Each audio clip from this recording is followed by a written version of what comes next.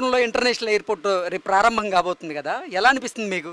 హ్యాపీగా ఉంది. అంటే ఇంత పెద్ద ఇంటర్నేషనల్ ఎయిర్పోర్ట్ అనేది మా ఊరికి రావడం వల్ల హ్యాపీగా ఉంది అందరికీ కూడా, మాకే కాదు అందరికీ. డెవలప్మెంట్ ఎలా జరుగుతుంది ఇక్కడ?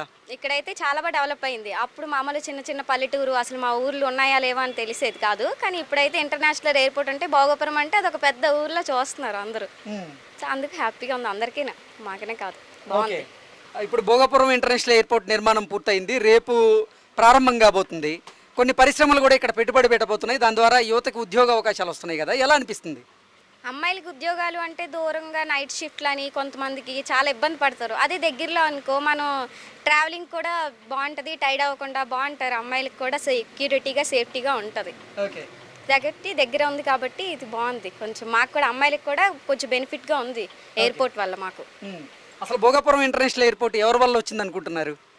తెలుగుదేశం వాళ్ళందరూ, పవన్ కళ్యాణ్ గారు, పిఎం గారు, ఇంకా చంద్రబాబు నాయుడు గారు, వీళ్ళందరూ బాగా, నారా లోకేష్ గారు, వీళ్ళందరూ అనుకొని బాగా మాకు ఇంత మంచి ఎయిర్పోర్ట్ని ఇక్కడ నిర్మించినందుకు హ్యాపీగా ఉంది.